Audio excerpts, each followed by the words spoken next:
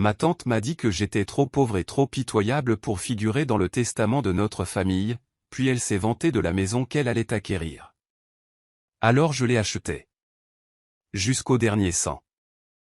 Maintenant, elle se tient sur le trottoir, le regard fixé. Suivez-moi pendant que je partage mon histoire, et si elle vous touche, n'oubliez pas de soutenir notre chaîne en vous abonnant, en lançant un j'aime et en la partageant avec vos proches. À 16 ans, mon monde s'est effondré. Mes parents sont morts dans un accident de voiture. Et comme ça, j'ai été envoyé vivre chez ma tante Verna, la même femme qui me regardait toujours comme si j'étais une tache sur la famille. Elle ne me frappait pas.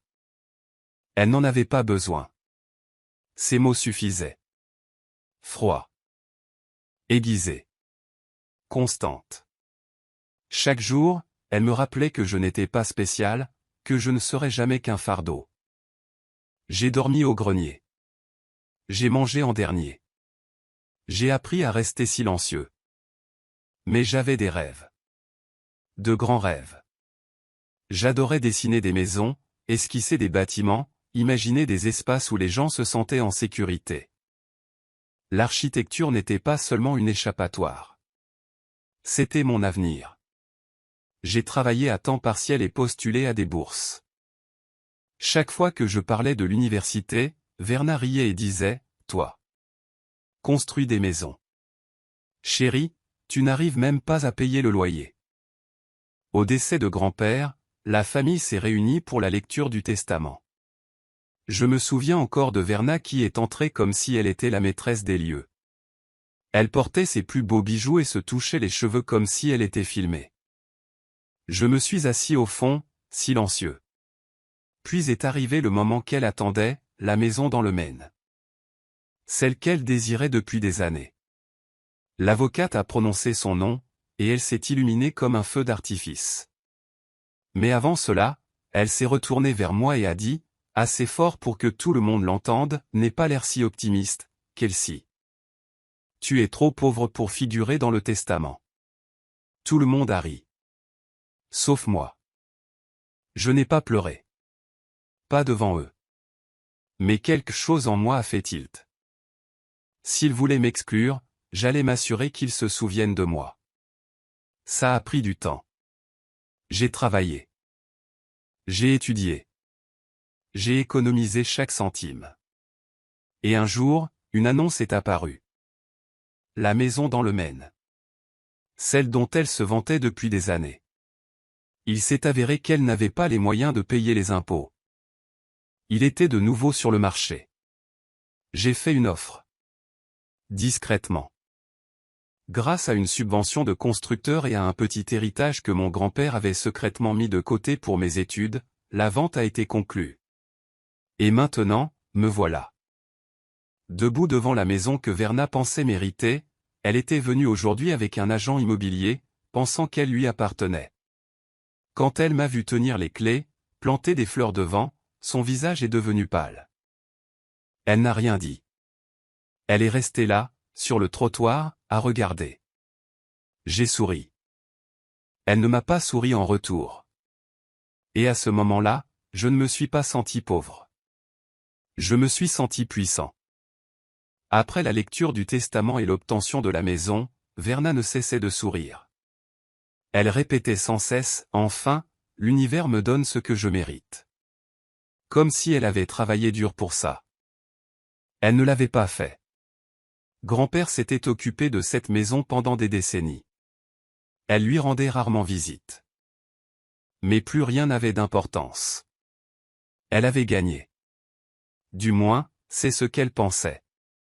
Ce que les gens ignoraient, c'est que la cruauté de Verna ne commençait pas avec le testament. Elle durait depuis des années. À 18 ans, lorsque j'ai commencé à postuler à des emplois, j'ai utilisé son adresse personnelle, car j'y vivais encore. Je n'ai jamais reçu de réponse. Un jour, je l'ai entendu parler au téléphone avec une de ses amies. Elle a ri et a dit, « Oh, Kelsey. Je jette son courrier à la poubelle.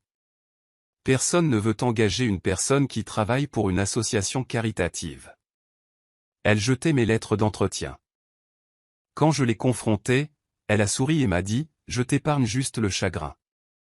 De toute façon, tu n'es pas faite pour quelque chose de sérieux. J'ai arrêté de parler après ça. Moi aussi, j'ai arrêté de lui faire confiance. J'ai trouvé un boulot à temps partiel dans une librairie du centre-ville. Payé au noir. Ce n'était pas grand-chose, mais ça me permettait de payer le bus et un café. J'utilisais le Wi-Fi du magasin pour étudier l'architecture pendant mon temps libre. Personne ne le savait, surtout pas elle. Le pire, c'est le jour où j'ai vu la vieille boîte à bijoux de ma mère disparaître. C'était la dernière chose que j'avais d'elle. J'ai fouillé tout le grenier. Parti. Plus tard dans la semaine, Verna est rentrée avec un sac de créateur tout neuf. Elle n'a jamais dit où elle avait trouvé l'argent, mais je le savais. Je n'ai jamais oublié ça. Après le testament, elle a fait le tour de la maison en fredonnant, préparant déjà des plans de rénovation. Elle ne m'a même pas demandé de partir. Elle a commencé à emballer mes affaires. C'est à ce moment-là que j'ai compris que je ne pouvais plus rester passive. Je n'ai pas crié. Je n'ai pas pleuré. J'ai simplement fait mes bagages en silence et je suis parti avec une valise et mon dossier de croquis. Je n'avais aucune idée de ce qui allait suivre, mais une chose était sûre. Je ne la laisserai plus jamais décider de ma valeur. Et un jour, elle regretterait chaque mot, chaque sourire narquois, chaque fois qu'elle me trouverait trop faible pour riposter. Verna détestait se salir les mains, alors quand vint le moment de nettoyer le vieux bureau de grand-père, elle me fit signe de m'approcher et me dit, « Sois utile pour une fois, Kelsey. » Elle ignorait que c'était la meilleure chose qu'elle pouvait faire pour moi. Le bureau n'avait pas été touché depuis des mois. La poussière recouvrait toutes les étagères et une odeur de vieux papier emplissait la pièce.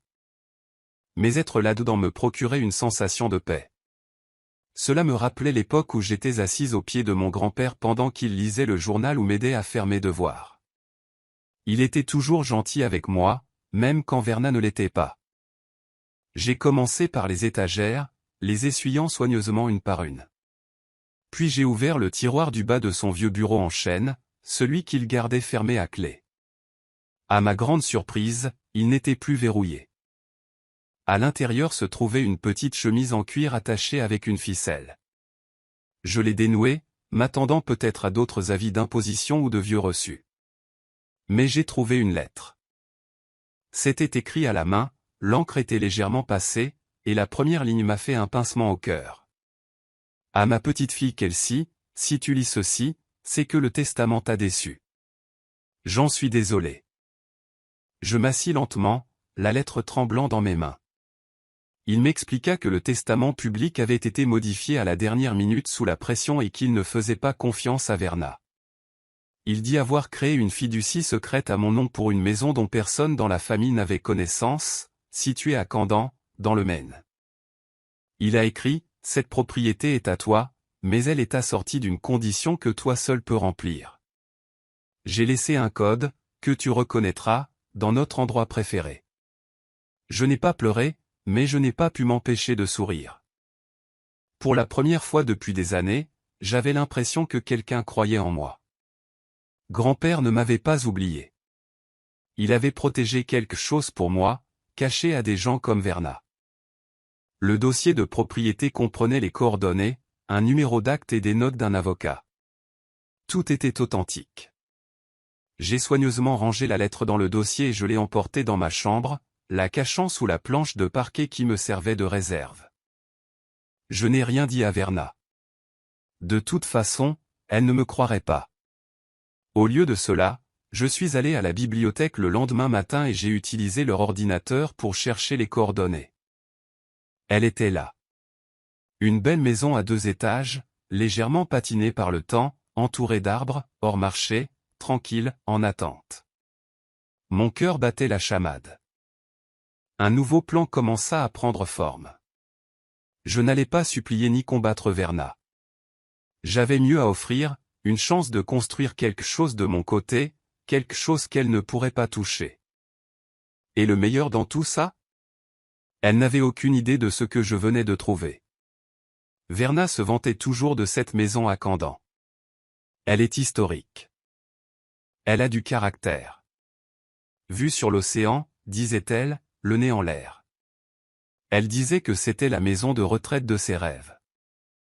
À chaque réunion de famille, elle rappelait à chacun combien elle le méritait, car elle était restée auprès de grand-père, comme si empoisonner ses dernières années d'amertume était de l'amour. Elle ignorait que j'avais trouvé la lettre cachée de grand-père, ni que la confiance qu'il m'avait laissée pouvait servir à acheter une maison, n'importe laquelle, sans poser de questions. Ce qu'elle ne s'attendait vraiment pas, c'est que je l'utiliserais pour acheter son rêve. Je ne me suis pas précipité. Il fallait que je fasse preuve d'intelligence. J'ai contacté Monsieur Langston, l'avocat à la retraite et vieil ami de mon grand-père. Il s'est souvenu de moi tout de suite. Tu aimes toujours dessiner des maisons, a-t-il souri. Je lui ai montré la lettre, le trust et l'adresse. Il hocha lentement la tête et dit, ton grand-père voulait que tu aies plus que de l'argent. Il voulait que tu laisses un héritage. Cette maison que Verna désirait? Elle venait d'être mise en vente discrètement par ses propriétaires. Pas d'enchères publiques. Pas d'enseigne tape à accent grave l'œil. J'ai utilisé la fiducie pour verser un acompte et j'ai sécurisé le reste grâce à un programme local de construction pour les jeunes acquéreurs ayant des projets de rénovation. Ma formation d'architecte m'a aidé. Ils ont cru en moi plus que je ne l'espérais. Je n'en ai parlé à personne. Même pas mon meilleur ami. J'ai signé les papiers 2 semaines plus tard. Terminé. Fermé. À moi. Quelques jours plus tard, j'ai vu Verna sortir de sa voiture à Camden, un café à la main, et remonter l'allée de la maison qu'elle pensait être la sienne. Son agent immobilier semblait perplexe. J'étais dans le jardin, en train de tailler un rosier. Elle s'est figée. Elle resta bouche bée. Quoi? Que fais-tu ici? Je souris. Je m'occupe juste de mon jardin. Elle regarda autour d'elle. Paniquée. C'est ma maison. J'ai fouillé dans ma veste et j'ai sorti l'acte de propriété avec mon nom dessus. Son visage est devenu rouge. Toi comment as-tu? Je n'ai pas répondu. Je n'en avais pas besoin. Je suis simplement rentré et j'ai fermé la porte lentement, la laissant là, sur le trottoir, sans voix. Elle le voulait tellement. Maintenant, elle peut me voir vivre là-dedans. Le jour où Verna est arrivée à la maison était presque surréaliste. Je savais qu'elle viendrait. Les nouvelles d'une petite ville vont vite, surtout quand il s'agit de quelqu'un comme Verna. Elle avait organisé une rencontre avec l'agent immobilier, s'attendant à signer les papiers et à acquérir la maison de ses rêves. La même maison que j'avais achetée quelques jours plus tôt, grâce à la fiducie que grand-père m'avait léguée et à un prêt pour lequel j'avais travaillé dur. C'était une matinée tranquille. La brise était douce, et j'étais à genoux dans le jardin, plantant quelques buissons de lavande près du porche. Mes manches étaient retroussées, les doigts dans la terre, me sentant apaisé, peut-être pour la première fois depuis des années. Ce calme n'a duré que 5 secondes. Sa portière a claqué. J'ai entendu ses talons sur le trottoir avant de la voir. Elle contourna la haie comme une tornade, lunettes de soleil sur la tête, les yeux scrutant la maison. Derrière elle, une agente immobilière perplexe feuilletait son dossier, sentant déjà que quelque chose clochait. Quand Verna m'aperçut dans son jardin, elle s'arrêta net. « Tu te moques de moi » rétorqua-t-elle. « Qu'est-ce que tu fais là ?» J'ai levé les yeux, essuyé mes mains sur mon jean et souri. Je jardinais, tout simplement. Elle m'a regardé, puis la maison, puis de nouveau moi. Ce numéro est une erreur. Vous êtes en violation de propriété. J'habite ici, dis-je simplement. Elle rit. Un rire bref et dur. Toi? Tu vis ici? Tu n'as même pas les moyens de t'acheter une nouvelle paire de chaussures. Je n'ai pas besoin de chaussures neuves pour avoir une maison. C'est là que les cris ont commencé. Une rage déchaînée, le visage rouge. Elle criait à la trahison, me racontait que j'avais dû tricher avec le système, que je ne méritais rien avec un toit. L'agent immobilier essaya de la calmer, mais Verna était trop ivre. Elle a crié à propos du testament, de ce qui lui était dû, de la façon dont grand-père favorisait toujours les mauvaises personnes. Je l'ai laissé fulminer, l'a laissé piquer sa colère, là, dans la rue.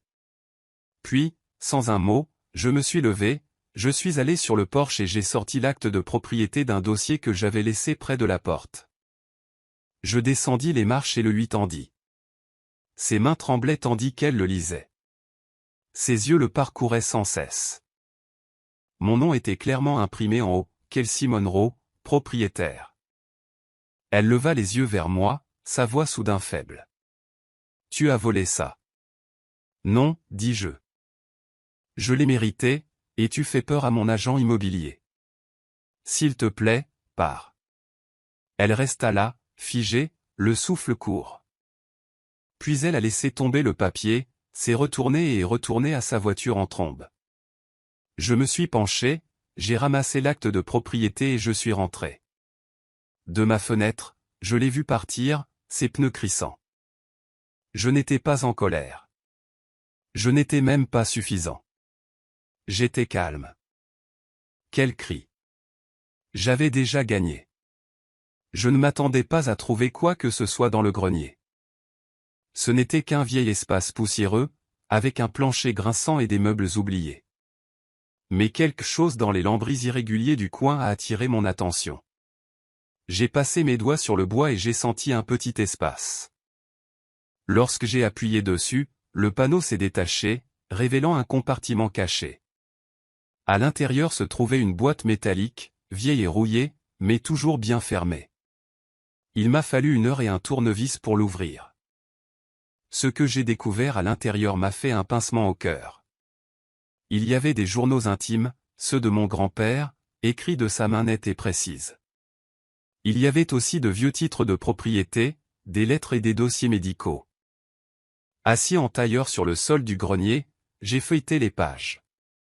Les journaux racontaient une histoire que j'ignorais. Mon grand-père avait commencé à s'interroger sur sa propre mémoire durant sa dernière année. Il a écrit qu'il oubliait des noms, égarait des objets et se sentait perdu. Mais ce qui m'a glacé, c'est la façon dont il a décrit Werner. Il a écrit qu'elle insistait sur le fait qu'il n'avait pas besoin d'infirmière, qu'elle s'occuperait de lui elle-même. Il a raconté comment elle avait commencé à gérer son courrier, à filtrer ses appels, et même à le convaincre de réécrire son testament, car la famille n'avait pas besoin de drame. Une phrase est ressortie avec émotion, Kelsey a été distante ces derniers temps. Werner dit qu'elle est passée à autre chose et qu'elle s'en fiche, mais quelque chose ne va pas. Elle me manque. Je n'étais pas passé à autre chose. Werner ne m'a jamais laissé l'occasion de m'approcher de lui. Elle l'a isolé lentement, doucement, comme du poison dans du thé. Et les titres de propriété. L'une d'elles concernait l'ancienne maison de mes parents. Elle n'a jamais été transférée légalement à Werner, mais seulement détenue temporairement. Mon grand-père y avait laissé un mot. Retourne voir Kelsey quand elle sera prête. Les larmes me montèrent aux yeux. Je pensais me venger en achetant la maison que Werner désirait. Mais maintenant, je réalisais que c'était plus important. Il s'agissait de vérité, de justice. Mon grand-père n'avait jamais voulu me mettre à l'écart. Werner avait tout dénaturé. J'ai soigneusement emballé les documents. C'était plus que du papier. C'était une preuve. Et peut-être, juste peut-être, c'était ma façon de remettre enfin les choses en ordre. Je ne me suis pas précipité au tribunal, la voix forte et les mots furieux. J'y suis entré discrètement, tenant un dossier rempli de vérité. La même vérité que j'avais trouvée cachée au grenier, écrite de la main de mon grand-père, appuyée par des documents fonciers, des certificats médicaux et des incohérences juridiques. J'étais nerveuse, les mains moites, le cœur battant, mais je savais que ce que j'avais était réel. Werner était déjà là, habillé comme pour une garden party, avec de faux sourires. Elle ne pensait pas que j'irais aussi loin.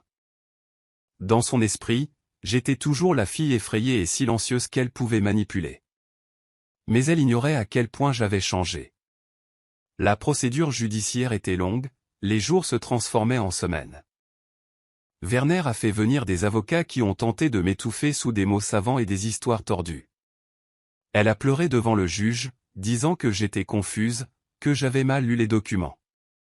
À un moment, elle m'a même accusé d'avoir cambriolé le grenier et d'avoir falsifié les journaux, mais je suis resté calme. L'écriture de mon grand-père était vérifiée, le dossier médical révélait la vérité sur son état mental durant les derniers mois, et les actes de propriété, notamment celui contenant sa note, étaient le clou du spectacle. Chaque pièce s'emboîtait parfaitement. Je n'ai pas eu besoin de crier, les faits parlaient plus fort que tout ce que Werner pouvait dire. Je n'oublierai jamais son expression lorsque le juge a lu la décision. Froide, pâle, figée. Le juge a déclaré que l'influence de Werner sur mon grand-père était profondément préoccupante. Suite aux preuves, certaines parties du testament ont été annulées.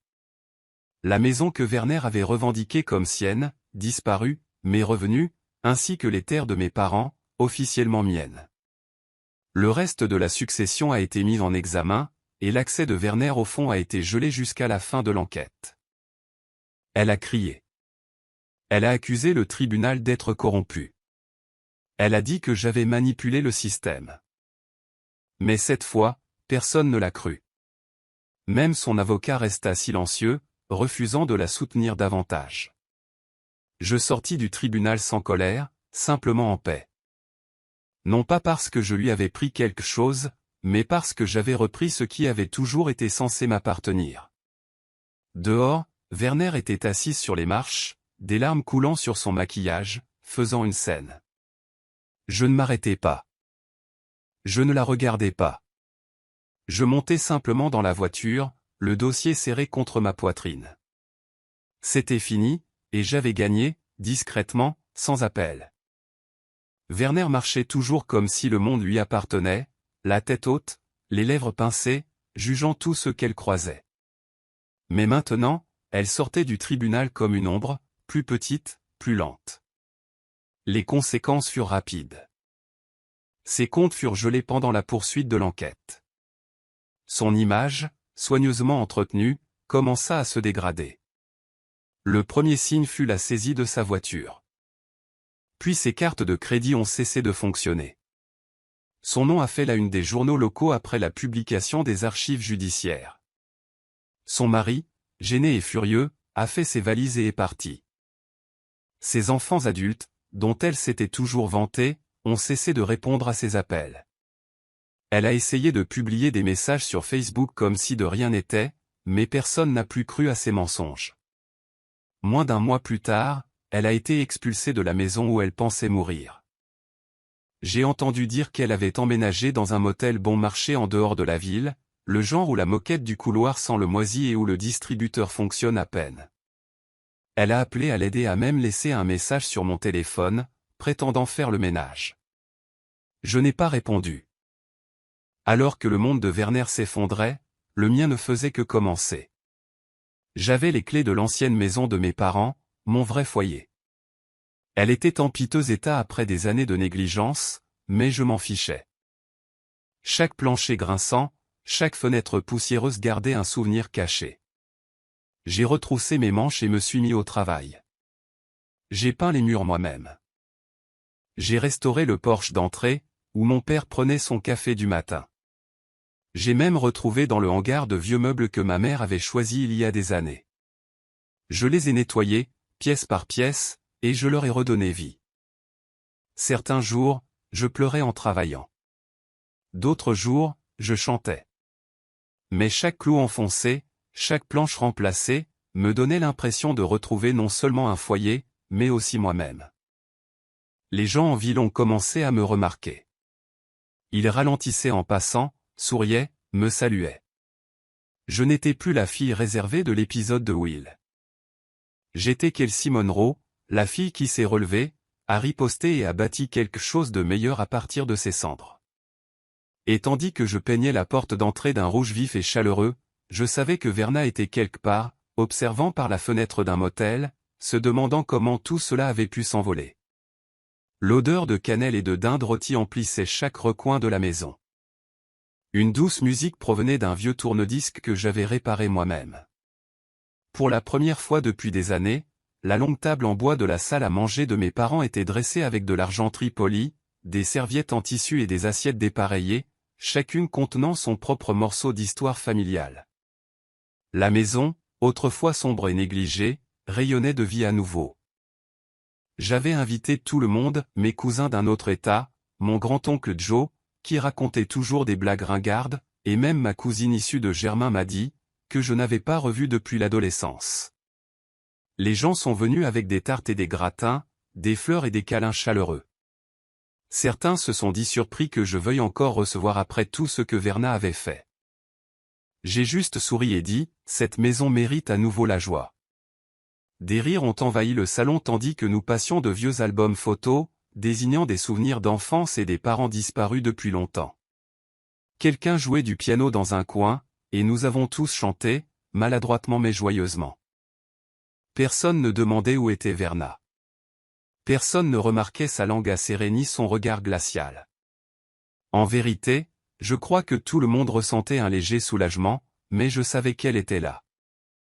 Juste avant le dîner, je l'ai aperçue, garée de l'autre côté de la rue dans une berline bleue délavée, moteur au ralenti, vitres ouvertes. Elle nous observait. Derrière le volant, son visage était pâle et crispé, les yeux fixés sur les vitres illuminées comme s'il la narguait. Pendant un bref instant, nos regards se sont croisés. Elle n'a pas fait signe. Elle n'est pas sortie. Elle restait assise là, seule, oubliée, à l'écart de ce qu'elle croyait être le sien. Cette même maison pour laquelle elle s'était moquée de moi, pour laquelle elle s'était battue et qu'elle avait finalement perdue. Elle disait que je ne serais jamais plus qu'un triste petit invité dans cette famille. Mais maintenant, c'était moi qui organisais Thanksgiving, et elle était le fantôme du dehors. J'ai fermé le rideau lentement, doucement, pour ne pas la blesser, juste pour protéger ce qu'il y avait à l'intérieur. Nous nous sommes assis pour dîner et avons remercié, non seulement pour la nourriture ou la famille, mais pour la paix, pour la force de survivre à la trahison, pour le courage de construire quelque chose de nouveau. J'ai regardé autour de la table et j'ai vu des sourires, pas des secrets, de la joie, pas des jugements. Et pour la première fois depuis longtemps, je me suis senti vraiment chez moi, non pas à cause des murs ou du toit, mais parce que je choisissais qui pouvait franchir la porte et qui restait dehors. Le feu crépitait doucement tandis que je me blottissais dans le vieux fauteuil, celui où ma mère lisait. La maison était silencieuse maintenant. La vaisselle de Thanksgiving avait été lavée et rangée. Les rires s'étaient estompés, et dehors, la neige commençait à tomber doucement sur la fenêtre. Il n'y avait que moi, la chaleur et une lettre que j'avais lue 100 fois, mais jamais à voix haute. L'écriture de mon grand-père était rude, irrégulière par endroits, mais pleine de cœur. Dans ces mots, je ne trouvais ni promesse de richesse ni long discours sur l'héritage. J'ai trouvé mieux, l'honnêteté. Il savait que la famille était brisée. Il savait que Verna avait les griffes trop enfoncées. Mais il croyait en moi, non pas parce que j'étais bruyante ou autoritaire, mais parce que j'étais attentive, parce que j'avais un cœur qui restait ouvert, même après qu'on ait essayé de le fermer. Je pensais que gagner signifiait prouver aux autres qu'ils avaient tort. Je pensais que je devais devenir quelqu'un d'autre, plus dur, plus froid, pour survivre à ce que Verna m'avait fait subir. Mais la vérité, c'est que je n'ai pas gagné parce que je me suis battu comme elle. J'ai gagné parce que je ne l'ai pas fait. Cette maison n'est pas un trophée. Ce n'est pas une vengeance. C'est un endroit que j'ai redonné vie de mes propres mains. Chaque coup de pinceau, chaque planche remplacée, chaque fleur plantée, c'était pour moi. Non pas pour montrer à Verna que je pouvais, mais pour me rappeler que je n'avais jamais eu besoin de sa permission. Pendant des années, elle m'a fait me sentir petit, comme si je devais gagner ma place, comme si je ne comptais pas, à moins d'avoir quelque chose qu'elle désirait. Mais maintenant, je sais que personne ne décide de ma valeur. Ni elle, ni personne. J'ai regardé la lettre à nouveau et j'ai souri. Mon grand-père ne m'avait pas laissé d'instructions pour me venger. Il m'avait laissé une clé pour la guérison, calme, stable, rien que pour moi. J'ai pris le verre à côté de moi, un simple vin rouge que j'avais gardé pour ce soir. Je l'ai doucement portée vers la cheminée, les flammes dansant comme si elles savaient. À la paix, murmurai-je, douce et pleine de sens, celle que personne ne peut voler. Pensez-vous que Kelsey a fait le bon choix en fermant le rideau et en passant à autre chose? Ou aurait-elle dû affronter Verna une dernière fois? J'aimerais beaucoup connaître votre avis dans les commentaires. Et si vous aimez les histoires fortes comme celle-ci, abonnez-vous et activez la cloche de notification pour ne jamais manquer la prochaine.